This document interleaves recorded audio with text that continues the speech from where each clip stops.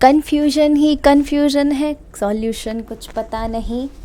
आपको भी होगा ना इसमें कन्फ्यूजन। PBR 322 ये क्या है, कैसे होता है, क्या एम्फिसिलिन है, क्या टेट्रासाइक्लिन है, क्या सब चीज़ें मेंशन्ड है, हमें कुछ समझ नहीं आता। होता है सबके साथ होता है। बायोटेक्नोलॉजी चैप्टर ही ऐसा है जो थोड़ा कंफ्यूज कर देता है, ठीक है। फिर लगने लगता है कि कुछ हो नहीं रहा है हमसे, ऐसा कुछ भी नहीं है। थोड़ा टाइम दो, इस चैप्टर को समझ में आ जाएगा। तो आज हम डिस्कशन करेंगे PBR 322। ये एक ऐसा वेक्टर है जिससे काफ़ी सारी चीज़ें होती हैं, काफ़ी सारी चीज़ों में मॉडिफिकेशन हम कर सकते हैं।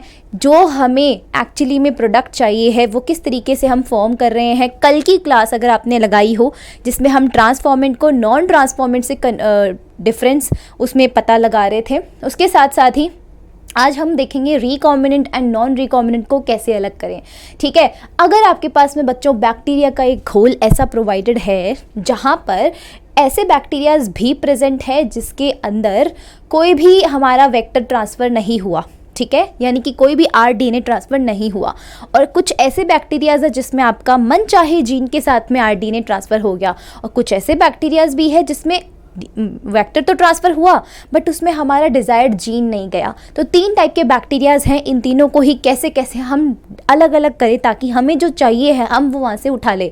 हमें क्या चाहिए है, RDNA वाला बैक्टीरिया, जिससे हम हमारा प्रोडक्ट निकाल सके। हमारा जो डिज़ायर्ड जीन है उस वाले जीन वाले बैक्टीरियाज को हम अलग करना चाहते हैं, ठीक है। तो उसके लिए हम चीज़ें आज देखेंगे इस वीडियो के अंदर, तो बने रहिएगा इस वीडियो को पूरा एंड तक देखना।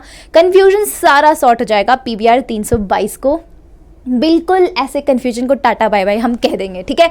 चलिए शुरू करते हैं आज का लेक्चर बिना किसी देरी के। Welcome you all on this YouTube channel. So biotechnology का लेक्चर नंबर है 5 एंड आज हम करेंगे सिलेक्टेबल मार्कर्स, जो बहुत ही ज़्यादा कंफ्यूजिंग टर्म है जो नहीं समझ में आएगी शायद आपको अगर आप NCERT डायरेक्टली पढ़ेंगे। तो हम करेंगे आज की क्लास के अंदर इस चीज़ को सॉर्ट। तो आज हम बेसिकली क्या क्या करेंगे, जो भी कल हुआ या इससे पहले हुआ, थोड़ा सा रिकैप क्योंकि वो ज़रूरी है। Selectable markers will be the main core topic of this video. छोटा ही वीडियो होगा, बिल्कुल प्यारा सा वीडियो, देखना, शेयर करना बहुत सारा, ठीक है। चलो शुरू करते हैं।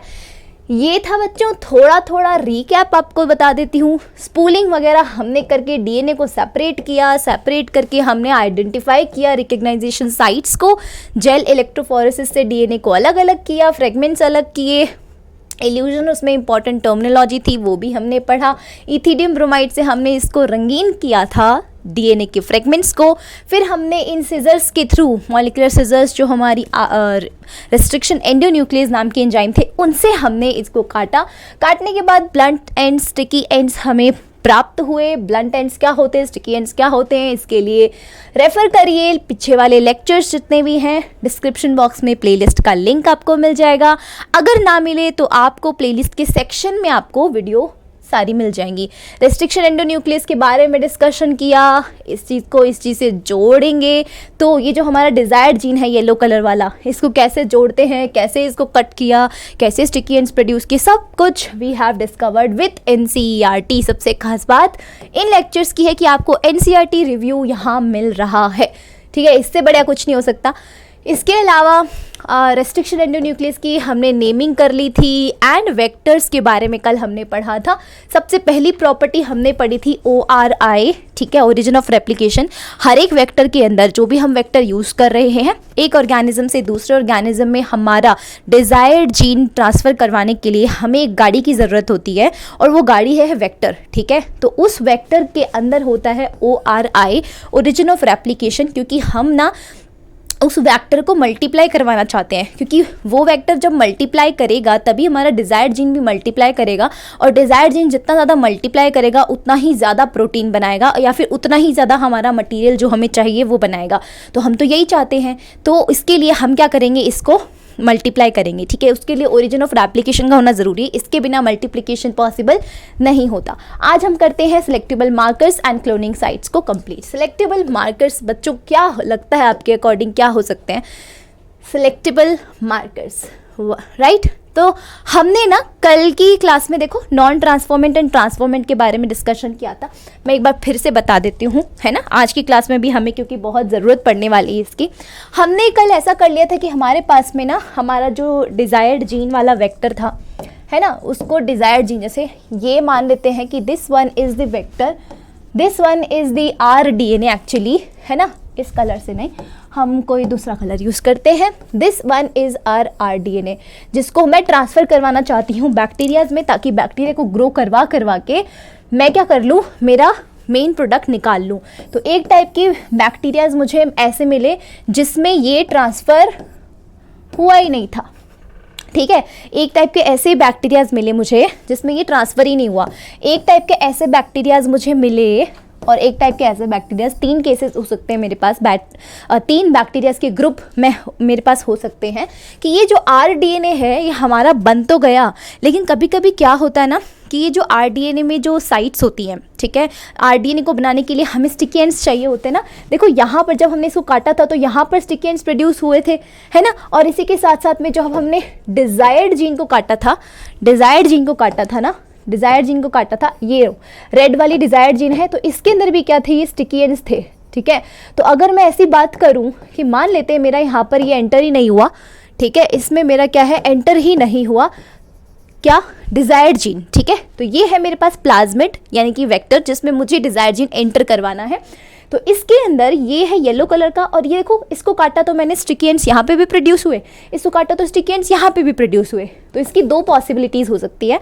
हो सकता है कि ये जब तक आए उससे पहले ही ये दोनों स्टिकी एंड्स आपस में चिपक जाएं, यानी इसको चिपकने का मौका ही ना दे, अपने आप ही चिपक जाएं आपस में ही। तो क्या बन जाएगा, ये कुछ इस तरीके का आपको दिख जाएगा, है कि नहीं। ये अपने आप स्टिकी एंड्स चिपक गए, किसी तीसरे को आने की ज़रूरत ही नहीं पड़ी। अभी क्या हुआ, या फिर एक ऐसा केस हो सकता है कि हमारा डिज़ायर्ड जीन आ जाए इसके अंदर, है ना, कुछ ऐसे भी हो सकता है कि हमारा डिज़ायर्ड जीन जो है यहाँ पर चिपक जाए। तो 2 केसेस हो सकते हैं, 2 टाइप के मेरे पास प्लाज्मिड अवेलेबल हो सकते हैं।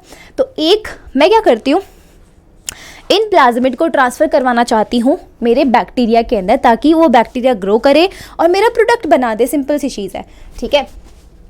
तो मैंने जैसे ही बैक्टीरिया में ट्रांसफ़र करवाने की कोशिश करी तो बैक्टीरिया में कुछ ऐसे ग्रुप्स थे जिनके अंदर ये एंटर हुआ ही नहीं, इनमें से कुछ भी एंटर नहीं हुआ, ठीक है ना। तो ये वाला एंटर हुआ ना, ये वाला एंटर हुआ। ये वाला क्या था, नॉन रिकॉम्बिनेंट, कल भी बताया था मैंने आप लोगों को, मैं यहाँ पर लिख देती हूँ, this is non recombinant DNA, ठीक है, नॉन रिकॉम्बिनेंट था ये, एंड ये क्या है, रिकॉम्बिनेंट DNA है कि नहीं। रिकॉम्बिनेंट एंड नॉन रिकॉम्बिनेंट में फ़र्क क्या है, रिकॉम्बिनेंट में हमारा डिज़ायर्ड जीन अवेलेबल है, नॉन रिकॉम्बिनेंट में अवेलेबल नहीं है। तो अगर मैं इसको ट्रांसफ़र करवाना चाहती हूँ तो एक ऐसा बैक्टीरिया का ग्रुप निकला जिसमें कुछ भी एंटर नहीं हुआ, चाहे तुम कितना भी कोशिश कर लो, ना तो ये एंटर होगा ना ये एंटर होगा। कुछ ऐसे बैक्टीरियाज थे बच्चों जिसके अंदर सिर्फ और सिर्फ क्या एंटर हुआ, ये वाला एंटर हुआ, मतलब नॉन रिकॉम्बिनेंट DNA, जिसके अंदर हमारा डिज़ायर्ड जीन अवेलेबल नहीं है। और कुछ ऐसे बैक्टीरियाज थे जिसके अंदर हमारा हम जो चाहते थे डिज़ायर्ड जीन, जो हमारी मनचाही जीन थी ट्रांसफ़र करवाना, वो भी ट्रांसफ़र हो गई और ये वाले बैक्टीरिया का ग्रुप ये हो गया। तो जो बिल्कुल भी जिसमें चेंजेस आए नहीं, जैसे बैक्टीरिया पहले थे वैसे ही अब हैं, उनमें ना तो रिकॉम्बिनेंट घुसा ना ही नॉन रिकॉम्बिनेंट घुसा, तो उनको हम क्या बोलते हैं, नॉन ट्रांसफॉर्मेंट्स बोलते हैं, है कि नहीं, नॉन ट्रांसफॉर्मेंट्स बोलते हैं, सिंपल है ना। अब जिनमें घुसा है मतलब इनमें कुछ तो गया है ना, चाहे वो रिकॉम्बिनेंट हो चाहे नॉन रिकॉम्बिनेंट हो, कुछ तो गया है, पहले से कुछ नया गया है। तो नया जाने के चक्कर में हम इसको क्या बोलेंगे बच्चों, ट्रांसफॉर्मेंट, क्योंकि ट्रांसफॉर्म हो गया ना, पहले ऐसा नहीं था अब ऐसा है, तो ट्रांसफॉर्म हुआ है। तो इसको भी मैं ट्रांसफॉर्मेंट बोलूँगी, है ना, इसको भी मैं क्या बोलूँगी, ट्रांसफॉर्मेंट, और इसको मैं क्या बोलूँगी, इसको भी मैं क्या बोलूँगी, ट्रांसफॉर्मेंट। दोनों ही ट्रांसफॉर्मेंट है क्योंकि दोनों में ही क्या हुआ है, एंट्री हुई है किसी न किसी चीज़ की, ठीक है। किसकी एंट्री हुई है, हमारे प्लाज्मिड की एंट्री हुई है। तो ये भी ट्रांसफॉर्मेंट है, ये भी ट्रांसफॉर्मेंट है, बस दोनों ट्रांसफॉर्मेंट में कुछ फ़र्क है। इसमें डिज़ायर्ड जीन नहीं है, इसमें डिज़ायर्ड जीन है रेड कलर में। तो इसमें डिज़ायर्ड जीन है, डिज़ायर्ड जीन नहीं है। तो डिज़ायर्ड जीन नहीं होता है तो नॉन रिकॉम्बिनेंट होता है, तो मैं इसको बोलूँगी non recombinant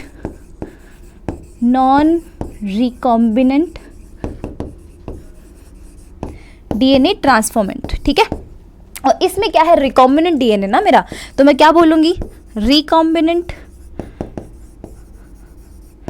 DNA transformant, that's it, ठीक है। ये 3 टर्मिनोलॉजी समझ में आ गई होंगी आप लोगों को। जिसमें कुछ एंटर नहीं हुआ नॉन ट्रांसफॉर्मेंट, उसमें कुछ चेंजेस नहीं हुए।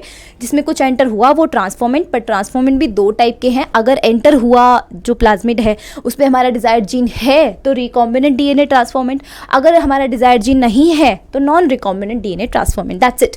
अब हम क्या करेंगे, हमारे पास में पूरा बैक्टीरिया का घोल बन गया कि जिसमें ट्रांसफॉर्मेंट्स भी अवेलेबल है, नॉन ट्रांसफॉर्मेंट्स भी अवेलेबल है। तो वी वांट कि ट्रांसफॉर्मेंट एंड नॉन ट्रांसफॉर्मेंट दोनों एकदम अलग अलग हो जाए, सेपरेट हो जाएं, जिससे कि मुझे पहचानने में बहुत आसानी हो, ठीक है। क्योंकि मुझे तो अल्टीमेटली ये वाले बैक्टीरियाज चाहिए ना, क्योंकि मुझे तो मेरा मेन डिजायर्ड जीन ही ग्रो करवाना है, जिससे कि मैं अपना प्रोडक्ट जो चाहती हूँ वो बना लूँ, ठीक है।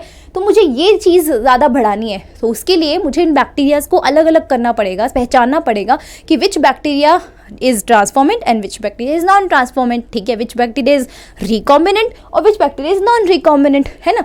मेरे तो ये भी काम का नहीं है, ये भी काम का नहीं है, ठीक है। तो मेरे को सबसे पहले तो क्या करना पड़ेगा, इसको transformant, non transformant and transformant, इन दोनों को अलग करना पड़ेगा। नॉन ट्रांसफॉर्मेंट ऊपर वाला है, ट्रांसफॉर्मेंट नीचे वाले दोनों हैं, है ना। इनको अलग करना पड़ेगा। इनको अलग करने के लिए तुम्हें पता है मैं क्या करूँगी, इनको अलग करने के लिए आई हैव एन आइडिया। मैं करूँगी बच्चों एक इस्तेमाल किसका, टेट्रासाइक्लिन का इस्तेमाल करूँगी। एक ऐसे बैक्टीरियाज जो है ना उनको क्या करूँगी, एक जेल लूँगी, अगार जेल लेकर, अगार जेल का ना बेड सा बना दूँगी इधर, ठीक है। यहाँ पर अगार जेल लूँगी और यहाँ पर ना टेट्रासाइक्लिन डाल दूँगी। क्या होता है टेट्रासाइक्लिन, बताती हूँ। टेट्रासाइक्लिन होता है एक एंटीबायोटिक्स, ठीक है। टेट्रासाइक्लिन जब मैं डालूंगी, एंटीबायोटिक क्या करती है, बैक्टीरिया को मारती है ना, तो मैं टेट्रासाइक्लिन डाल दूंगी, ठीक। मैं चाहती हूँ इस एगार जेल में ये जितने भी बैक्टीरियाज आए, जितने भी बैक्टीरियाज, दिस वन, इन तीनों ही टाइप के बैक्टीरियाज, क्योंकि 3 ही टाइप के बैक्टीरियाज हैं मेरी मुट्ठी में, पर बहुत छोटे छोटे तो मैं पहचान नहीं सकती हूँ। तो मैं उठा के एगार जेल वाले उस प्लेटफॉर्म पे डाल दूंगी, ठीक है। उसको कल्चर प्लेट बोलते हैं। वहाँ पे मैं उसको कल्चर करवाऊंगी, ग्रो करवाऊंगी कि भाई बैक्टीरिया ग्रो करे बढ़िया, ठीक। अब जो ये रिकॉम्बिनेंट डीएनए होते हैं, है ना, इन वेक्टर्स के अंदर क्या प्रेजेंट होता है पता है आपको, इन वेक्टर्स में ना टेट्रासाइक्लिन रेजिस्टेंट जीन प्रेजेंट होता है। वेक्टर्स में टेट्रासाइक्लिन रेजिस्टेंट जीन प्रेजेंट होता है। इसमें भी है, इसमें भी है, क्योंकि इन्हीं में तो है वेक्टर्स। वेक्टर क्या है, ये येलो वाला पोर्शन हमारा वेक्टर ही तो है, ये येलो वाला पोर्शन वेक्टर है, रेड वाला हमारा डिजायर्ड जीन है। तो इन वेक्टर्स में क्या होता है, एक एंटीबायोटिक रेजिस्टेंट जीन होता है। टेट्रासाइक्लिन रेजिस्टेंट जीन यहाँ है, टेट्रासाइक्लिन रेजिस्टेंट जीन यहाँ है।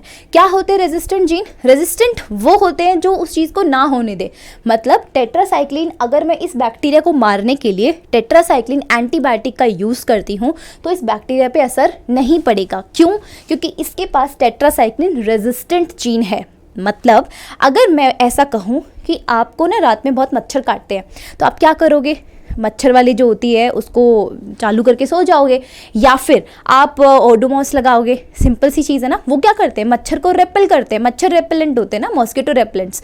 तो वो क्या करेंगे, मॉस्किटो को रेपेल कर रहे हैं, मॉस्किटो आपके पास नहीं आएंगे, काटेंगे नहीं आपको, आसपास ज़रूर होंगे पर आपको नहीं हार्म पहुँचाएंगे, है ना।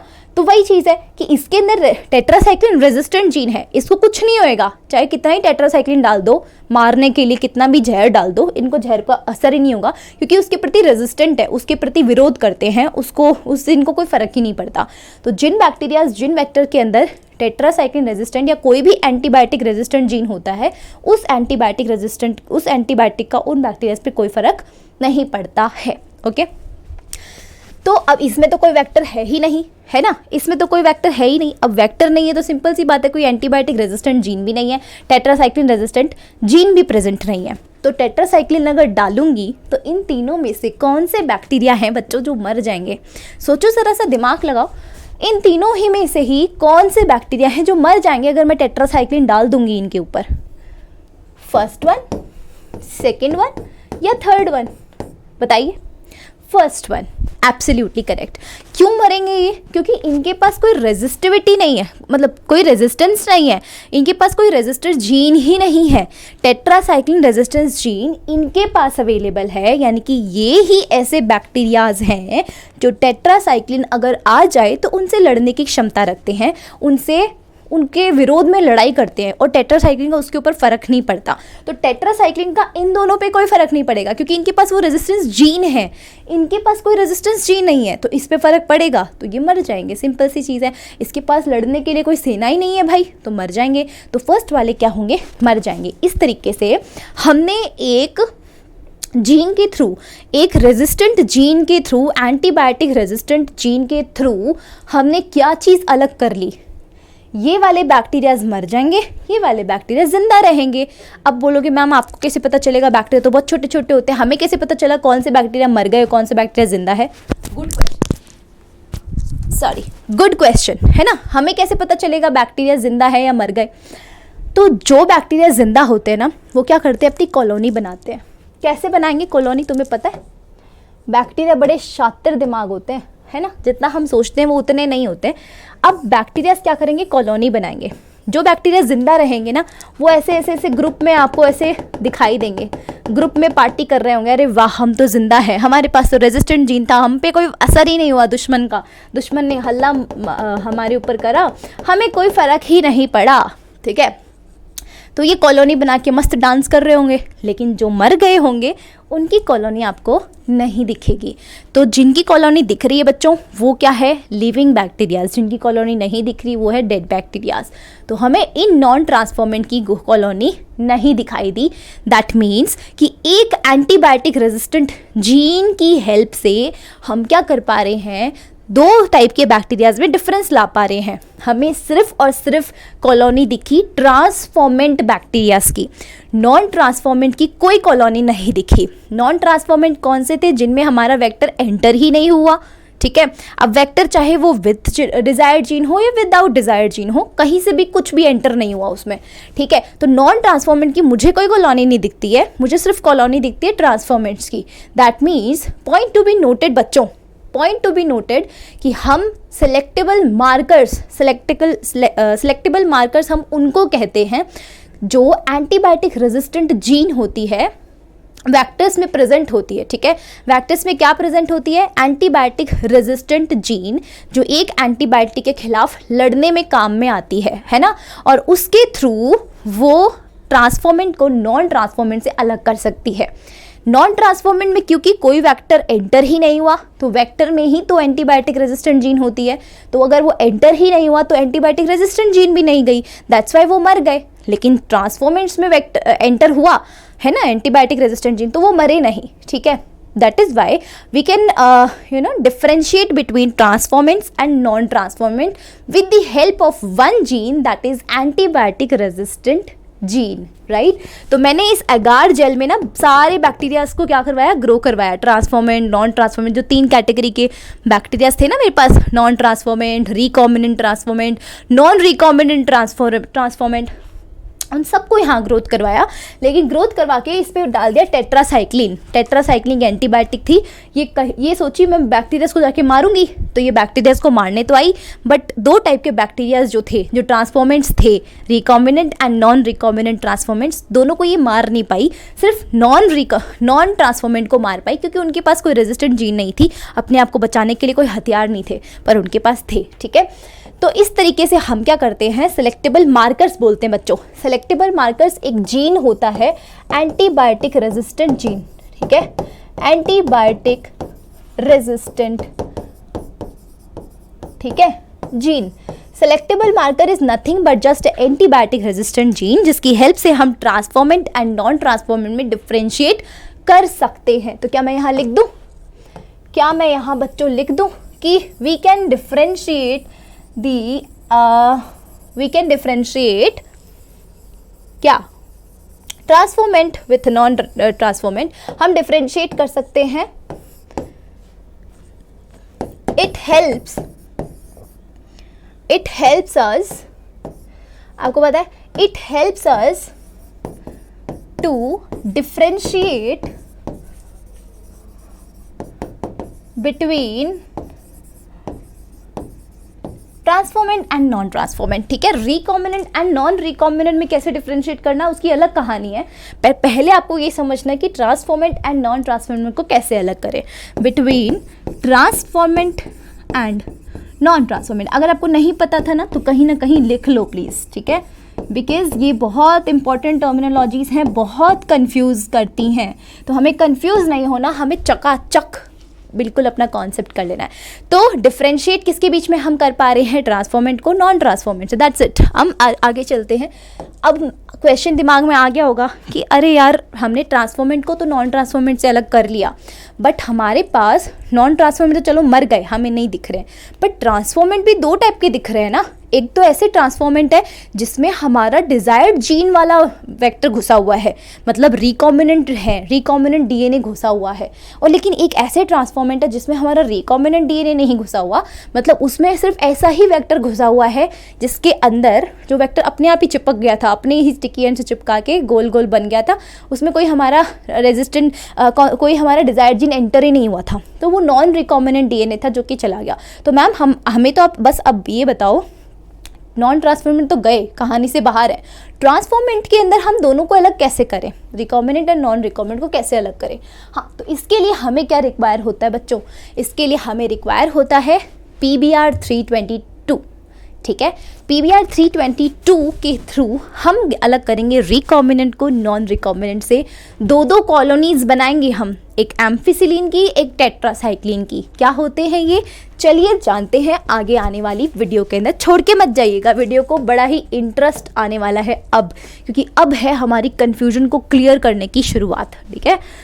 तो बहुत कन्फ्यूजन आती है इस चीज़ में, हम कन्फ्यूजन अलग करते हैं। पहले तो एनसीईआरटी पढ़ते हैं सिलेक्टेबल मार्कर्स के बारे में। एनसीईआरटी क्या कहना चाहती है, in addition to ORI the vector requires a selectable marker. एक वेक्टर के पास सिलेक्टेबल मार्कर होना चाहिए which helps in identifying and eliminating non-transformants and selectively permitting the growth of the transformants। तो देखो, आपने जब एगार जेल के ऊपर टेट्रासाइक्लिन डाला था और बैक्टीरिया को ग्रो करवाने की कोशिश करी थी उस कल्चर मीडिया पे, तो नॉन ट्रांसफॉर्मेंट ग्रो नहीं किए थे, तो नॉन ट्रांसफॉर्मेंट एलिमिनेट हो गए, अलग हो गए, और ट्रांसफॉर्मेंट ही ग्रो किए थे, ठीक है। रिकॉम्बिनेंट भी नॉन रिकॉम्बिनेंट की, क्योंकि दोनों के पास ही एक एंटीबायोटिक रेजिस्टेंट जीन था, ठीक है। तो transformation is a procedure through which a piece of DNA is introduced a host bacteria. Piece of DNA को हम एक होस्ट बैक्टीरिया में इंट्रोड्यूस करवा रहे हैं। होस्ट बैक्टीरिया की सेल में हमने एक पीस ऑफ DNA इंट्रोड्यूस करवाया था। हाँ, अलग बात है वो कि एक पीस ऑफ DNA था जिसके अंदर हमारा कोई डिज़ायर जीन नहीं था, और एक पीस ऑफ DNA ऐसा था जिसमें हमारा डिज़ायर जीन अवेलेबल था, वो बात अलग है ना। इसके अंदर हम ऐसा करते हैं, normally the genes encoding resistance to antibiotics, antibiotic resistant जो जीन होते हैं such as ampicillin, chloramphenicol, tetracycline, kanamycin, ये सारे एंटीबायोटिक के नाम हैं। इन एंटीबायोटिक के रेजिस्टेंट जीन जो होते हैं उनको हम कहते हैं selectable marker, are considered useful selectable markers for E coli bacteria, because हम जितना भी प्रोडक्ट बनाना चाह रहे हैं अभी हम ई कोलाई में बनाना चाह रहे हैं, तो ये जो भी हम वेक्टर बना के RNA बना के ट्रांसफ़र कर रहे हैं वो ई कोलाई बैक्टीरिया में ट्रांसफ़र कर रहे हैं। तो ई कोलाई बैक्टीरिया में ट्रांसफ़र करेंगे तो हमें सिलेक्टेबल मार्कर्स की ज़रूरत पड़ेगी, और ई कोलाई बैक्टीरिया में selectable markers ampicillin, chloramphenicol, tetracycline, kanamycin के एंटीबायोटिक रेजिस्टेंट जीन होते हैं। ओके, ठीक है। Normal E coli sales do not carry resistance against any of these antibiotics. देखा ही था वो तो हमने कि जब हमने बैक्टीरियाज में हमारा प्लाज्मिड घुसाने की कोशिश करी थी तो कुछ ऐसे बैक्टीरियाज थे जिनके अंदर कुछ भी नहीं गया था, ना तो वो रिकॉम्बिनेंट वाला गया था ना ही नॉन रिकॉम्बिनेंट वाला DNA गया था, वो तो खाली पड़े थे। तो वो तो नॉर्मल बैक्टीरियाज है जो नॉर्मल कंडीशंस में होते हैं। तो नॉर्मल कंडीशन में कोई भी एंटीबायोटिक रेजिस्टेंट जीन नहीं होती, इसीलिए वो बैक्टीरिया मर भी गए थे जब उन पर एंटीबायोटिक डाली गई थी। लेकिन जब हमने नॉर्मल कंडीशन से हट के बात करते हैं, जब हम उस पर वैक्टर्स डाल देते हैं, मतलब जो हमारे रिकॉम्बिनेंट DNA है, जब हम वो डालने की कोशिश करते हैं तो उसके अंदर वेक्टर होता है। वेक्टर में ही तो हम अटैच कर रहे हैं ना हमारी डिजायर जीन, तो वेक्टर जब हम ट्रांसफ़र करते हैं तो वेक्टर में क्या होता है, रिकॉम्बिनेंट वेक्टर में क्या होता है, एंटीबायोटिक रेजिस्टेंट जीन होती है जो कि क्या करती है, रेजिस्टेंट होती है किसके खिलाफ, कुछ एंटीबायोटिक्स के खिलाफ। They are the selectable markers, और इसकी वजह से ये हमें क्या ना मार्क करने में आसानी होती है कि हम सेलेक्ट कर पाएँ कि नॉन ट्रांसफॉर्मेंट कौन से हैं, ट्रांसफॉर्मेंट कौन से हैं। That is how the name is, है ना, नेम भी इसके अकॉर्डिंग ही है। अब चलते हैं क्लोनिंग साइट की तरफ। देखो क्लोनिंग साइट एक बहुत ऐसे लगता है बच्चों को पता नहीं क्या ही है cloning site. Cloning site is nothing but just recognisation sites होती हैं। ये रिकग्नाइजेशन साइट्स को ही हम क्लोनिंग साइट्स भी कहते हैं। क्यों बोल रहे हैं इसको क्लोनिंग साइट? क्लोनिंग का मतलब होता है बच्चों कॉपी करना। साइट्स मतलब जगह, ऐसी जगह जहाँ से कॉपी हो रही है कोई चीज़। कॉपी क्या होगी? हमारा डिज़ायर्ड जीन। वी वांट कि हमारा डिज़ायर्ड जीन बार बार कॉपी हो, बहुत सारी कॉपीज़ बन जाएं, ताकि बहुत सारा प्रोटीन और बहुत सारा मटेरियल जो हमें चाहिए है वो प्रोड्यूस हो जाए। ठीक है, तो क्लोनिंग साइट्स एक्चुअली में क्या होती है, जैसे कि अगर मैं मान लो ये मेरे पास एक वेक्टर है, इस वेक्टर को मैं यहाँ से काटूंगी, है ना, यहाँ से काटा, स्टिकेंस प्रोड्यूस हुए और मैंने अपना जीन ना यहाँ पर जीन ऑफ इंटरेस्ट जो था वो यहाँ पे इंसर्ट कर दिया। ठीक है, तो यहाँ से काटा ना मैंने, और काटा किसकी हेल्प से? रेस्ट्रिक्शन एंडोन्यूक्लियस की हेल्प से। रेस्ट्रिक्शन एंडोन्यूक्लियस कब काटता है? जब उसको अपनी रिकग्नाइजेशन साइट्स मिलती हैं। तो यहाँ पर कहीं ना कहीं रिकग्नाइजेशन साइट थी रेस्ट्रिक्शन एंडोन्यूक्लियस की, that is why restriction endonuclease ने इसको यहाँ पर काटा और इसकी वजह से हमने यहाँ पर क्या अटैच कर दिया? हमारा डिज़ायर्ड जीन अटैच कर दिया। करते ही हमारे पास बन गया ये RDNA। R का मतलब होता है रिकॉम्बिनेंट DNA, है ना, चेंज हो गया ये DNA। पहले सिर्फ प्लाज्मिड था, अब इस प्लाज्मिड में जीन ऑफ इंटरेस्ट भी घुसा दिया तो बन गया RDNA। ठीक है, तो plasmid plus desired gene is equal to RDNA। Simple चीज़ है। तो cloning site are the sites जो रिकग्नाइजेशन साइट होती हैं, और यहीं पर ही तो ये हमारा क्लोन करेगा ना। ये साइट ही तो है जहाँ पर हमारा डिज़ायर जीन प्रेजेंट है और ये क्लोन करेगा, कॉपीज़ बनाएगा। दैट इज़ वाई हम इसी को ही, जहाँ पर रिकग्नाइजेशन साइट है, इसी साइट को ही हम क्लोनिंग साइट कहते हैं। अब होता क्या है कि एक जो वेक्टर होता है हमारे पास, जैसे हम प्लाज्मिड की बात कर रहे हैं, वो हमारा वेक्टर है। एक वेक्टर के पास हम चाहते हैं कि ऐसा वेक्टर बनाएं जिस वेक्टर के पास बहुत सारी एंटीबायोटिक रेजिस्टेंट जीन हो, बहुत सारे सिलेक्टेबल मार्कर्स हो। ठीक है, क्यों चाहेंगे हम ऐसा? क्योंकि देखो जिस भी रेस्ट्रिक्शन एंजाइम से हम काट रहे हैं कोई फिक्स थोड़ी ना है, कोई फिक्स थोड़ा ना मैं ई को R1 से ही काटूं। मेरा मन करेगा तो मैं बाम H1 से भी काटूंगी, SAL1 से भी काटूंगी, CLA1 से भी काटूंगी, जिससे भी मन करेगा मैं काट सकती हूँ। तो जितने भी रेस्ट्रिक्शन एंजाइम होंगे तो हर रेस्ट्रिक्शन एंजाइम के लिए उनकी एक पर्टिकुलर रिकग्नाइजेशन साइट होती है। समझो ना इस चीज़ को कि अगर मुझे इस DNA को काटना है तो इस DNA को मैं चाहती हूँ कि बाम 1 से नहीं काटेंगे हम, चल के कोशिश करते हैं। मैं काटना चाहती हूँ इसे हिंड सेकंड से। ठीक है, हिंड 2 से काटना चाहती हूँ इस वाले प्लाज्मिड को। ठीक है, दिस वन इज प्लाज्मिड। तो मैं ऐसा चाहती हूँ, इसको मैं येलो वाले को हटा देती हूँ। मैंने डिज़ायर्ड जीन मैंने एंटर ही नहीं करवाया, मैं सिर्फ ये प्लाज्मिड चाह रही हूँ। ठीक है, इस प्लाज्मिड को काटना चाहती हूँ मैं इस एंजाइम से। तो इस एंजाइम की रिकग्नाइजेशन साइट इसमें मिलेंगी तभी तो मैं इस एंजाइम से काटूंगी ना यहाँ पे। तो इसकी रेस्ट्रिक्शन एंजाइम की रिकग्नाइजेशन साइट्स मुझे मिलना बहुत ज़रूरी है। तो मैं यहाँ पर मान लो कि मेरे पास में एक रिकग्नाइजेशन साइट थी यहाँ। ठीक है, तो इस एंजाइम को लाई, यहाँ पर कट मार दिया, स्टिकेंस प्रोड्यूस हो गए। फिर जो अपना मेन जीन ऑफ इंटरेस्ट था उसको भी सेम एंजाइम से काटा और स्टिकेंस सेम प्रोड्यूस करके इसको चिपका दिया। वरना मान लो कि मैं इसी वेक्टर के अंदर, इसी प्लाज्मिड में सेम एंजाइम की बहुत सारी रिकग्नाइजेशन साइट ले लूँ, एक यहाँ ले लूँ, एक यहाँ ले लूँ, एक यहाँ ले लूँ, एक यहाँ बहुत सारी रिकग्नाइजेशन साइट ले लूँगी तो क्या होगा?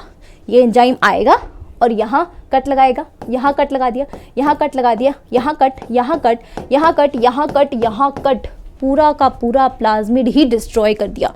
क्या रहेगा? कुछ नहीं बचेगा। फिर तो सब उजाड़ हो जाएगा हमारा, बिल्कुल बच्चों, सब कुछ उजड़ जाएगा, है ना। तो बिल्कुल हमारा प्लाज्मिड उजड़े हुए चमन जैसा हो जाएगा। तो हम क्या चाहते हैं? हम ऐसा चाहेंगे? बिल्कुल भी नहीं ना। हमें तो प्लाज्मिड चाहिए ताकि हम उसके अंदर एंटर करवा सके हमारा डिज़ायर्ड जीन। अगर प्लाज्मिड ही डिस्ट्रॉय हो गया तो फिर डिज़ायर्ड जीन कहाँ से इसमें एंटर होएगा? डिज़ायर्ड जीन मतलब जीन ऑफ इंटरेस्ट, कहाँ एंटर होगा? और फिर RDNA नहीं बनेगा। RDNA नहीं बना तो फिर तो कोई बात ही नहीं है, फिर हम बैक्टीरिया में क्या ट्रांसफ़र करवाएं? तो हमें ऐसा मेक श्योर करना पड़ेगा कि हमारे पास एक ऐसा वेक्टर हो जिसमें एक एंजाइम के लिए, एक रेस्ट्रिक्शन एंडोन्यूक्लियस के लिए सिर्फ एक रिकग्नाइजेशन साइट हो, बहुत सारी साइट्स ना हो, अदरवाइज इसके फ्रेगमेंट्स बन जाएंगे। एक रिकग्नाइजेशन साइट होनी चाहिए एक रेस्ट्रिक्शन एंडोन्यूक्लियस के लिए। बट ये बात समझ में आई? एक रिकग्नाइजेशन साइट होनी चाहिए एक एंजाइम के लिए। ठीक है। लेकिन मान लो कि मुझे ना जीन ऑफ इंटरेस्ट जो काटना है वो किसी और एंजाइम से काटना है। मैं नहीं चाहती कि हिंड सेकेंड से काटूं, मैं चाहती हूँ इको R1 से काटूं, मैं ये भी चाहती हूँ कि CLA1 से काटूं, मैं ये चाहती हूँ PVU1 से काटूं, PST1 से काटूं, ठीक है। तो मैं ना अलग अलग एंजाइम को यूज़ करना चाहती हूँ, ठीक है। अलग अलग हो सकता है ना, मुझे किसी भी एंजाइम की ज़रूरत पड़ सकती है। मान लो कि मेरे पास में ऐसी रिकग्नाइजेशन साइट अवेलेबल है यहाँ पर जो साइट इसमें हिंड सेकंड में काम ही नहीं करती, मतलब हिंड सेकंड एंजाइम जो है वो काटने आएगा अगर, तो उसको अगर अपनी रिकग्निशन साइट मिलेगी नहीं, और अगर मिलेगी नहीं तो फिर वो हिंड सेकंड काम नहीं कर पाएगा, यहाँ पे काट भी नहीं पाएगा इसको, और काटेगा नहीं तो फिर हमारा इंसर्ट कहाँ करवाएंगे डिज़ायर्ड जीन को। इसलिए मान लो कि यहाँ पर ऐसी रिकग्नाइजेशन साइट है जो इको R1 के लिए है, उसके लिए नहीं है, हिंड सेकंड के लिए नहीं है, इको R1 के लिए है। तो इको R1 आएगा और कट लगा देगा, है कि नहीं। तो मेरे पास एक ऐसा वेक्टर होना चाहिए जिसमें मल्टीपल रिकग्नाइजेशन साइट्स हो, बट एक ही एंजाइम के लिए ना हो। मल्टीपल रिकग्नाइजेशन साइट्स हों पर मल्टीपल एंजाइम्स के लिए हो, ताकि मुझे कभी अगर एक एंजाइम से काटने की ज़रूरत ना पड़े, दूसरे एंजाइम की ज़रूरत पड़े, तो मैं उसी वेक्टर को यूज़ कर सकती हूँ। मुझे बार बार वेक्टर देखने की कोई ज़रूरत नहीं पड़ेगी कि यार इस वेक्टर को देखो क्योंकि इस वेक्टर में ये वाले एंजाइम की हमें मिल रही है। जैसे ही नहीं होता, मैं सिंपल भाषा में समझाऊँ तुम्हें कि अगर तुम मार्केट जाते हो, ठीक है, क्या तुम ऐसे मार्केट में जाना पसंद करोगे कि एक शॉप पे तुम्हारी चप्पल मिल रही, एक शॉप पे तुम्हारा कोई ड्रेस वगैरह मिल रहा, एक शॉप पे तुम्हारी कोई लड़की है तो ज्वेलरी मिल रही, एक शॉप पे तुम्हारे शूज़ मिल रहे, एक शॉप पे तुम्हारा कुछ मिल रहा, चाहोगे ऐसा तुम? नहीं ना, तुम तो यही चाहोगे ना कि काश एक ऐसी शॉप होती जहाँ पर बस मैं उसमें एंटर करती और सब कुछ बिल्कुल मेरे को जिस रेंज में चाहिए है उस रेंज में सब कुछ अवेलेबल मिल जाता एक ही शॉप के अंदर, मुझे ज़्यादा घूमना नहीं पड़ता, है ना, मेरे पैर नहीं दुखते ज़्यादा, बस उसी शॉप में घूमती रहती मैं, बढ़िया सा होता और मैं ख़रीद लेती अपना, और बिल्कुल उस रेंज में जिस रेंज में मैं ख़रीदना चाहती हूँ, है ना। मैं तो यही चाहती, हर लड़की या हर लड़का हर बंदा यही चाहता है ना कि ऐसी जगह हो जहाँ पे सब कुछ अवेलेबल हो, है ना, हम जो चाहें वो अवेलेबल, हम दूसरी दुकान पे जाना ही नहीं पड़े। तो वही चीज़ है, वही वेक्टर हम क्रिएट कर रहे हैं कि मान लो एक एंजाइम की इको R1 से काटने जा रहे थे, इको R1 की रिकग्नाइजेशन साइट इस वेक्टर में है ही नहीं, तो क्या करेंगे, बाम से काट लो, BAM1 से काट लो, SAL1 से काट लो, CLA1 से काट लो। मान लो CLA1 की अवेलेबल है यहाँ पे, तो CLA1 से काटो ना, अपने डिज़ायर्ड जीन में भी डिज़ायर्ड जीन को भी CLA1 से काटो, है कि नहीं। तो रिकग्नाइजेशन साइट्स किस किस की अवेलेबल होनी चाहिए, मल्टीपल एंजाइम्स की मल्टीपल साइट्स होनी चाहिए, एक एंजाइम की मल्टीपल साइट्स नहीं होनी चाहिए।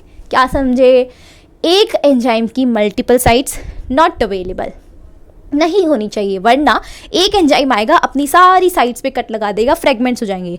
मल्टीपल एंजाइम्स की मल्टीपल साइट्स होनी चाहिए, हर एक एंजाइम के लिए एक होनी चाहिए, बट ऐसे बहुत सारे एंजाइम्स होने चाहिए जिसके लिए सबके लिए अपनी अपनी एक साइट हो, ठीक है। मान लेते हैं कि 10 एंजाइम है तो 10 साइट्स यहाँ पर अवेलेबल हो, है ना। एक एंजाइम के लिए 10 ना हो, 10 एंजाइम के लिए 10 हो, 10 एंजाइम के लिए 10 एंजाइम साइट्स अवेलेबल हो, पर एक एंजाइम के लिए 10 साइट्स अवेलेबल ना हो, इस कंडीशन में फ्रेगमेंट्स बन जाएंगे, इस कंडीशन में नहीं बनेंगे। ये होती बच्चों क्लोनिंग साइट का कॉन्सेप्ट, है ना, ये चीज़ मैंने आपको समझाई। अब हम समझेंगे PBR 322 के बारे में, ठीक है। उससे पहले हम थोड़ी सी NCERT पढ़ते हैं। Cloning sites in order to think the alien DNA, alien DNA कौन सा है, डिजायर्ड DNA, जो हम DNA एंटर करवाना चाहते हैं। Vector needs to have very few preferable single recognization site for the commonly use restriction enzyme. जो भी हम रेस्ट्रिक्शन एंजाइम यूज कर रहे हैं उसके लिए एक सिंगल रिकग्नाइजेशन साइट होनी चाहिए। Presence of more than one recognisation site with in the vector will generate several fragments which will complicate the gene cloning। Gene cloning को कॉम्प्लिकेट करेंगे ना, बहुत सारे फ्रेगमेंट्स हो जाएंगे। तो कौन से में जीन एंटर करवाएं, जीन ऑफ इंटरेस्ट को किधर एंटर करवाऊँ, कहाँ क्लोन करवाऊँ, तो बहुत कन्फ्यूजन हो जाएगी, ठीक है। The ligation of alien DNA is carried out to a restriction site present in one of the antibiotic resistant gene, वो बताती हूँ, ठीक है। हम PBR पढ़ते हैं थोड़ा सा, उसके बाद हम इसके ऊपर आएंगे। PBR क्या होता है, PBR बच्चा वही वेक्टर है, वही शॉप है जो हम चाहते थे हमेशा हमारे लिए कि सब कुछ अवेलेबल हो, यहाँ पे अलग अलग एंजाइम्स के लिए अलग अलग रिकग्नाइजेशन साइट अवेलेबल हो। तो PBR एक ऐसा वेक्टर है, it is a modified vector, ठीक है। क्या है, मॉडिफाइड वेक्टर है ये, जो हमने हमारी रिक्वायरमेंट्स के अकॉर्डिंग ही बनाया है। मॉडिफाइड वेक्टर है एक ऐसा जिसके अंदर मैं क्या करूँगी ना, ऐसे बहुत सारे रेस्ट्रिक्शन एंजाइम्स है मेरे पास में, तुम्हें पता है। देखो, this one is BAM H1 is also restriction enzyme, SAL1 भी रेस्ट्रिक्शन एंजाइम है, PVU1 PST1 भी एक रेस्ट्रिक्शन एंजाइम, PVU2 भी restriction enzyme, CLA1 HIND 3 EcoR1 these all are the restriction enzyme. जितने भी रेस्ट्रिक्शन एंजाइम है सबके लिए एक पर्टिकुलर एक ही है। इसकी अगर रिकग्नाइजेशन साइट बोलोगे, सिर्फ एक साइट है इसके पास भी एक साइट है। ऐसा नहीं कि इसके पास 10 साइट्स है, फिर तो ये 10 जगह पे कट लगा देगा, फिर तो कुछ बचेगा ही नहीं प्लाज्मिड में। इसके पास भी एक, इसके पास भी एक, इसके पास भी एक, इसके पास भी एक। ये इसलिए इतने ज़्यादा इसलिए रखे हैं ताकि हमें कभी भी किसी की भी ज़रूरत पड़ सकती है तो हम चीज़ हमारे पास रखें। तो हमें एक ऐसा वेक्टर चाहिए कि बहुत सारे मल्टीपल एंजाइम्स हो, कि अगर EcoR1 से काटने की ज़रूरत ना पड़ रही हो, हमें BAM H1 चाहिए तो हम डायरेक्टली BAM H1 से काट लें, क्योंकि BAM H1 की भी रिकग्नाइजेशन साइट अवेलेबल है यहाँ पे, ठीक है। इसलिए यहाँ पर हमारे पास एक होता है एम्फिसिलिन के लिए रेजिस्टेंट जीन हम चाहते हैं, क्योंकि एंटीबायोटिक रेजिस्टेंट जीन चाहते हैं, क्योंकि हमें बैक्टीरिया ग्रो करवाना है, रिकॉम्बिनेंट को नॉन रिकॉम्बिनेंट से अलग करना है। ऐसे बैक्टीरिया जिसमें रिकॉम्बिनेंट डीएनए गया और ऐसे बैक्टीरिया जिसमें रिकॉम्बिनेंट डीएनए नहीं गया, उन दोनों को आपस में अलग करना है ना। और अलग हम तभी कर पाएंगे जब हम ये देखेंगे कि कौन से के अंदर तो हमारा अवेलेबल है ये एम्फीसाइक्लिन में, इसमें कौन सा हमारा जो है बैक्टीरिया ग्रो कर रहा है, टेट्रासाइक्लिन में कौन सा बैक्टीरिया ग्रो कर रहा है। एम्फिसिलिन एंड टेट्रासाइक्लिन दोनों के प्रति रेजिस्टेंट जीन अवेलेबल होनी चाहिए, क्योंकि हम ज़्यादातर ई कोलाई यूज़ कर रहे हैं। और हमने अभी थोड़ी देर पहले पढ़ा सिलेक्टेबल मार्कर्स में एक लाइन एनसीईआरटी की कि ई कोलाई बैक्टीरिया में एम्फिसिलिन, टेट्रासाइक्लिन, क्लोरमफेनिकॉल, कैनामाइसिन, इन 4 तरीके की एंटीबायोटिक के प्रति रेजिस्टेंट जीन अवेलेबल होनी चाहिए। तो यहाँ पर हमारे पास में 2 रेजिस्टेंट जीन अवेलेबल है। ज़्यादातर यूज़ करी जाने वाली एंटीबायोटिक यही है, इसलिए इनके प्रति ही हम रेजिस्टेंट जीन अवेलेबल करवा रहे हैं। तो ये हमने मॉडिफाई करके एक ऐसा बनाया। यहाँ पर एक ORI भी प्रेजेंट होता है। ORI क्या होता है? ओरिजिन ऑफ रेप्लिकेशन, जो कि होना बहुत ज़रूरी है। इसके बिना तो ये प्लाज्मिड रेप्लिकेट ही नहीं कर पाएगा, अपनी कॉपीज़ ही नहीं बना पाएगा। और अगर इसने खुद की कॉपीज़ नहीं बनाई तो हमारा डिज़ायर्ड जीन भी कॉपी नहीं बनाएगा, जो कि हम तो नहीं चाहते बिल्कुल। ROP भी प्रेजेंट है, हालांकि इसका क्वेश्चन नहीं आएगा आपके बिल्कुल भी, बट बस इतना जान लीजिए कि जहाँ पे PVU1 प्रेजेंट है, इसके डायगोनली अपोजिट में कौन प्रेजेंट है? PVU2 प्रेजेंट है, ठीक। एम्फिसिलिन इधर, टेट्रासाइक्लिन इधर, ठीक है। एम्फिसिलिन के पास में भी 1-1 वाले एंजाइम है और टेट्रासाइक्लिन के पास में भी 1-1 वाले एंजाइम है, ठीक है। टेट्रासाइक्लिन के पास में क्या है? BAM H1 साल, इनकी पोजीशन याद रखनी है। BAM ऊपर आता है, साल नीचे आता है, PVU ऊपर आता है, PST नीचे आता है। तो इसको टेट्रासाइक्लिन में से याद कर लो कि जैसे बंसल जो होता है ना, बंसल किसी की कास्ट होती है ना, तो वैसे बमसल है ना, ऐसे बमसल, ठीक है। तो बमसल ऐसे ऊपर नीचे याद कर लो टेट्रासाइक्लिन में। और इधर तो PVU PST ऐसे याद कर सकते हो, 1-1 आता है सब जगह पे।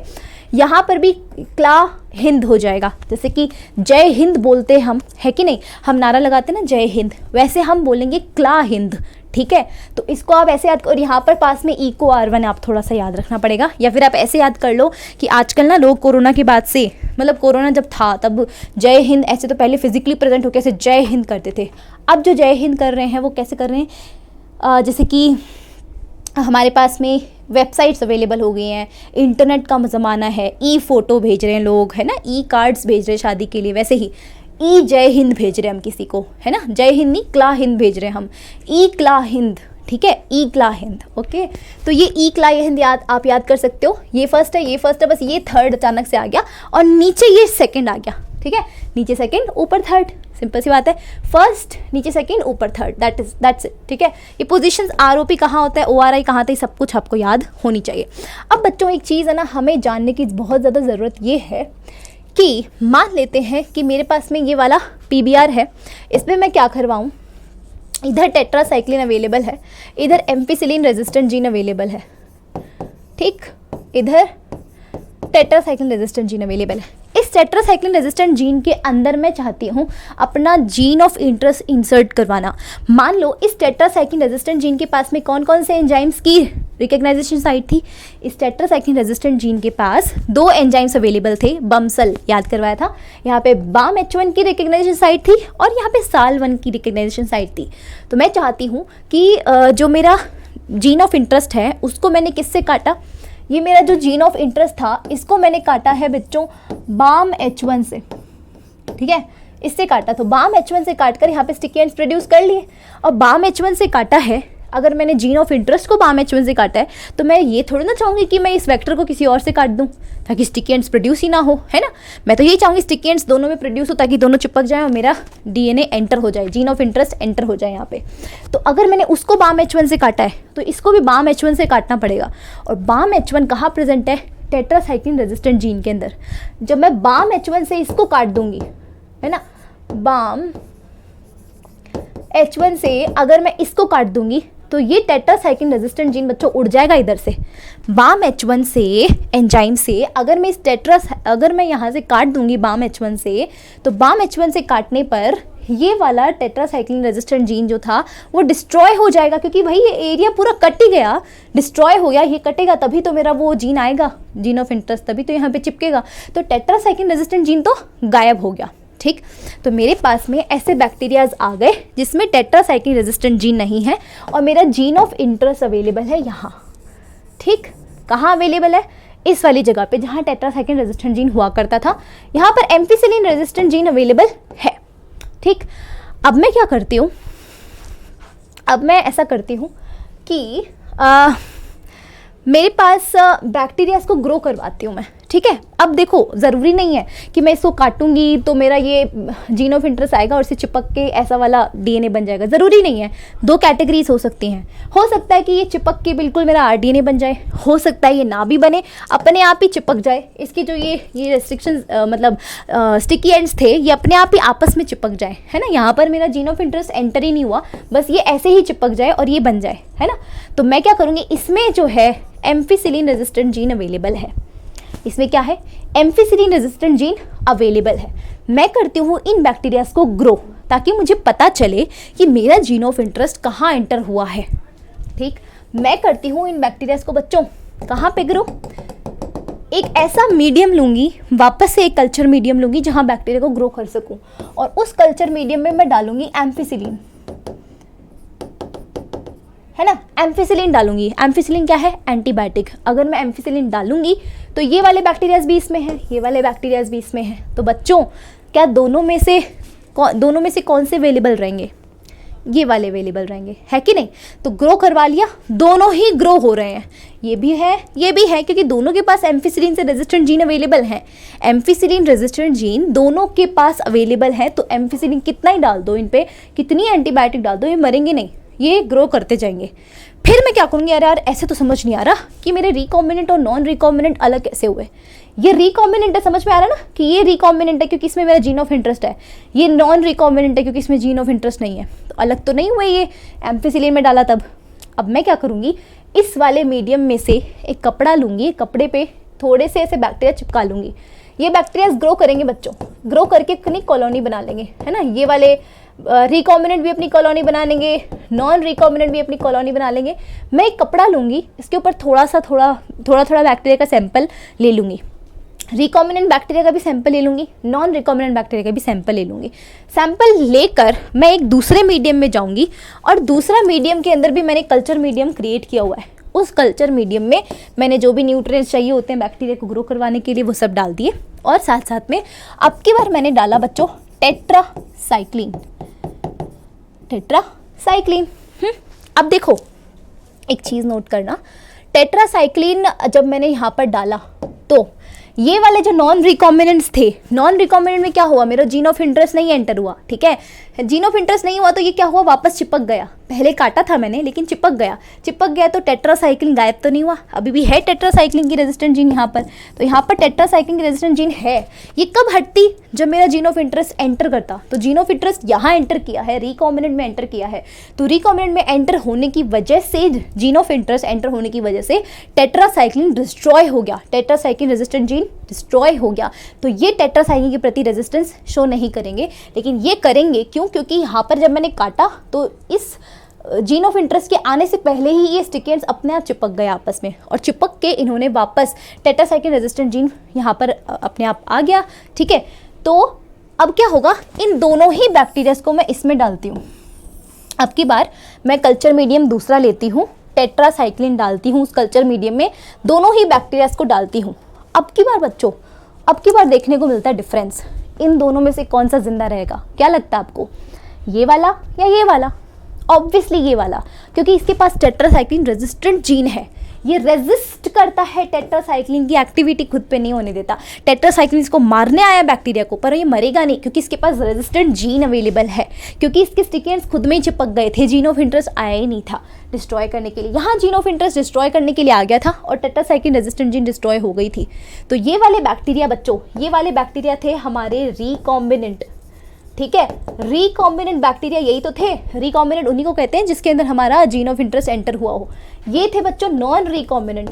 तो नॉन रिकॉम्बिनेंट तो क्या हुए बच्चों, एम्फिसिलिन में भी ग्रो हुए, एम्फिसिलिन में भी ग्रो हुई क्योंकि एम्फिसिलिन के प्रति रेजिस्टेंट जीन है। नॉन रिकॉम्बिनेंट टेट्रासाइक्लिन में भी ग्रो हुए, क्यों? क्योंकि इनके पास अभी भी टेट्रासाइक्लिन के रेजिस्टेंट जीन भी है, क्योंकि यहाँ पर डिस्ट्रॉय नहीं हुआ कुछ, क्योंकि यहाँ पर जीन ऑफ इंटरेस्ट आया ही नहीं। तो मैं ये येलो कलर से जो कॉलोनी बना रही हूँ बच्चों, ये बनती है नॉन रिकॉम्बिनेंट सी कॉलोनी, और ये वाले कॉलोनी वाले बैक्टीरिया दिखते ही नहीं हमें, रिकॉम्बिनेंट बैक्टीरिया हमें दिखते ही नहीं इधर, क्योंकि हमें पता लग गया ना कि इसमें तो ना यहाँ पर इस टेट्रासाइक्लिन रेजिस्टेंट जीन में एंटर बाम H1 से काटने की वजह से हमारा जीन ऑफ इंटरेस्ट एंटर हो गया था, और एंटर हो जाने की वजह से ये टेट्रासाइक्लिन रेजिस्टेंट जीन डिस्ट्रॉय हो चुकी थी। यहाँ एंटर नहीं हुआ इसलिए डिस्ट्रॉय नहीं हुई, इसलिए डिस्ट्रॉय नहीं हुई तो फिर ये रेजिस्टेंट शो कर रही है। टेट्रासाइक्लिन डालने पर ये बैक्टीरिया मर नहीं रहे, ग्रो ही ग्रो कर रहे हैं कल्चर मीडिया में डालने के बाद। तो हमें पता चल गया, इसको बड़ा खुशी हो रही है कि अरे वाह, मैं तो एम्फिसिलिन मीडिया में भी ग्रो कर रहा हूँ, यहाँ पे भी ग्रो कर रहा हूँ। लेकिन बच्चों ये खुशी होने की बात नहीं है, ये तो इसके लिए दुखद बात है। हमें समझ में आ गया कि हमें एक्चुअली में कौन से बैक्टीरिया चाहिए, हमें ये वाले बैक्टीरिया चाहिए नहीं, हमें ये वाले बैक्टीरिया चाहिए। तो हम वापस इसी मीडियम पे आते हैं, क्योंकि इस मीडियम से हम थोड़ा सा सैंपल लेके गए थे ना कपड़े के ऊपर, इस मीडियम पे वापस आते हैं और इस मीडियम में हम पहचान जाएंगे अब की बार कि हमारे लिए इंपॉर्टेंट वाली कॉलोनी कौन सी है। Let's suppose this is the colony of are recombinant DNA वाली कॉलोनी, तो हमें समझ में आ जाएगा कि ये है हमारे रिकॉम्बिनेंट डीएनए। इस तरीके से हमने दो एंटीबायोटिक रेजिस्टेंट जीन की हेल्प से, एंटीबायोटिक रेजिस्टेंट जीन को आप सेलेक्टेबल मार्कर भी बोल सकते हो, दो सेलेक्टेबल मार्कर की हेल्प से आपने आइडेंटिफाई कर लिया रिकॉम्बिनेंट कौन से हैं, नॉन रिकॉम्बिनेंट कौन से हैं, है ना। एक जो सेलेक्टेबल मार्कर था वो आपको किस में मदद कर रहा है, ये पहचानने में कि रिकॉम्बिनेंट कौन से हैं, है ना, क्योंकि ये इनएक्टिवेट हो जा रहा है। ये जो सेलेक्टेबल मार्कर था टेट्रासाइक्लिन रेजिस्टेंट जीन, ये हमारे जो इंटरेस्ट जीन ऑफ इंटरेस्ट के एंट्री की वजह से इनएक्टिवेट हो जा रहा है। इसको हम बोलते हैं बच्चों इंसर्शनल डीएक्टिवनेस, है ना, इसको हम बोलते जो आपके एनसीईआरटी में भी दिया हुआ है ना। तो इंसर्ट करने की वजह से जो है ये वाला जीन ख़त्म हो गया, काम नहीं कर रहा। तो ये वाला जीन इसलिए क्या हेल्प करवा रहा है हमें, रिकॉम्बिनेंट को नॉन रिकॉम्बिनेंट से हेल्प डिफ्रेंशिएट करने में हेल्प करवा रहा है। ठीक है, तो ये होती बच्चों क्लोनिंग साइट्स और ये होते हैं सेलेक्टेबल मार्कर्स। आगे हम पढ़ लेते हैं थोड़ा सा एनसीईआरटी, फिर करते हैं एंड इस लेक्चर को। तो 2 एंटीबायोटिक रेजिस्टेंट जीन्स की हेल्प से हम करते हैं। For example you can ligate for foreign DNA at bam H1 के जगह पर हम हमारे फॉरेन डीएनए को, हमारा जीन ऑफ इंटरेस्ट को लाइगेट करेंगे, मतलब चिपकाएंगे। तो बाम H1 से काटेंगे तभी तो वो जगह खाली होगी, और खाली होगी तो हम हमारा जीन ऑफ इंटरेस्ट चिपका देंगे। अब balm H1 tetracycline resistant gene पे है, तो अगर हम काटेंगे तो टेट्रासाइक्लिन रेजिस्टेंट जीन भी डिस्ट्रॉय हो जाएगा। ठीक है, तो this is the site of tetracycline resistant gene in the vector PBR322। तो ये जो सारा काम किया है ना हमने रिकॉम्बिनेंट को नॉन रिकॉम्बिनेंट से अलग करने का, ये 322 PBR322 में किया। अच्छा, PBR322 के बारे में एक बहुत ही इंपॉर्टेंट चीज़ ये हम जान लेते हैं बच्चों, ये है कि ये क्या होता है, P का मतलब क्या होता है, ये होता है बच्चों प्लाज्मिड, ठीक है। BR का मतलब है बोलीवर, ठीक है, और ये 322 इसका कुछ कोड नंबर है। ठीक है, रिकॉम्बिनेंट इसका फुल फॉर्म है ये। ठीक है, आगे हम पढ़ते हैं।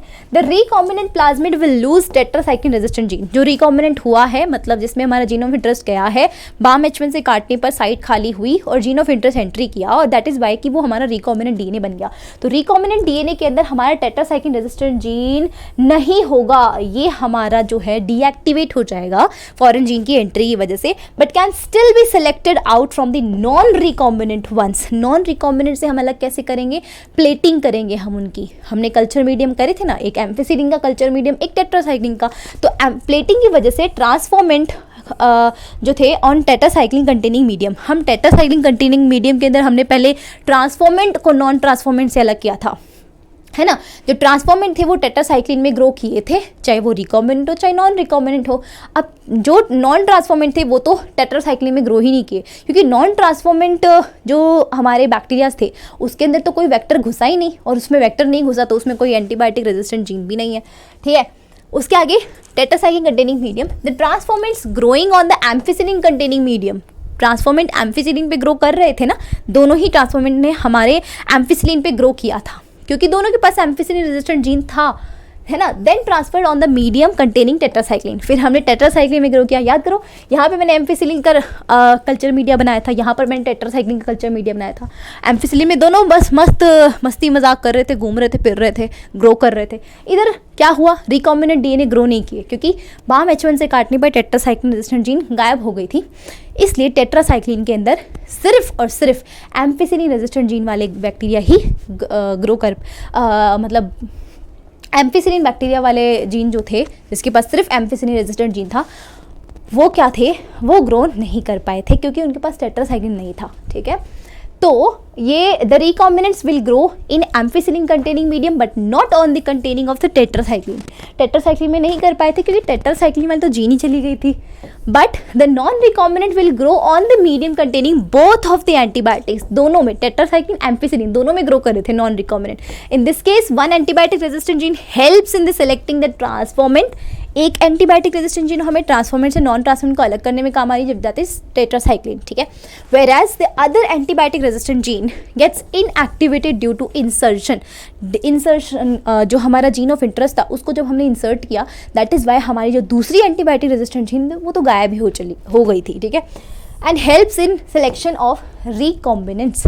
तो रिकॉम्बिनेंट्स के सिलेक्शन में हमारे पास जो एंटीबायोटिक रेजिस्टेंट जीन थी वो हेल्प कर रही थी, टेट्रासाइक्लिन वाली, और जो एम्फिसिलिन वाली थी वो हमें ट्रांसफॉर्मेंट्स और नॉन ट्रांसफॉर्मेंट्स को अलग करने में हेल्प कर रही थी, ठीक है। तो ये आपको समझ में आया होगा, होप दैट, ठीक है। तो to be continued in another session कि हम अब हमारे पास में जो रिकॉम्बिनेंट डीएनए वाले बैक्टीरियाज मिल गए हैं उनको कैसे ग्रो करवाएंगे और बड़े लेवल पे जाके हमारा प्रोडक्ट बनाएंगे, जैसे कि बायो रिएक्टर्स होते हैं, वहाँ पर हम कैसे काम करवा के हमारा प्रोटीन बनाएंगे जो हमें चाहिए है। So yes, we will be meeting in another session. अगर आपको सेशन से हेल्प हुई हो, जो कि पक्का हुई होगी, प्लीज़ मेक श्योर दैट आप इस चैनल को सब्सक्राइब कर रहे हो, लाइक कर रहे हो वीडियोस को। Thank you so much for watching this video. Comment करना मत भूलिएगा कि आपको वीडियो कैसा लगा, और अगर हेल्प हुआ तो शेयर करना बिल्कुल भी मत भूलिएगा। Thanks a lot, bye. मिलते हैं नेक्स्ट सेशन में, तब तक के लिए अपना ध्यान रखिए। और नीट की डेट्स भी अनाउंस हो चुकी है, 7 मई 2023। तो बिल्कुल अपने लिए प्रिपेयर करिए, खुद को बहुत अच्छे से प्रिपेयर करिए कि आपसे बेहतर कोई प्रिपेयर ना करता हो, इतना अच्छे से प्रिपेयर करिए। कोई भी डाउट आए बिना बेझिझक आप इस चैनल पे आइए, कमेंट सेक्शन में लिख दीजिए, हम आपके लिए हमेशा अवेलेबल है। थैंक्स अ लॉट, मिलते हैं नेक्स्ट सेशन में, बाय बाय।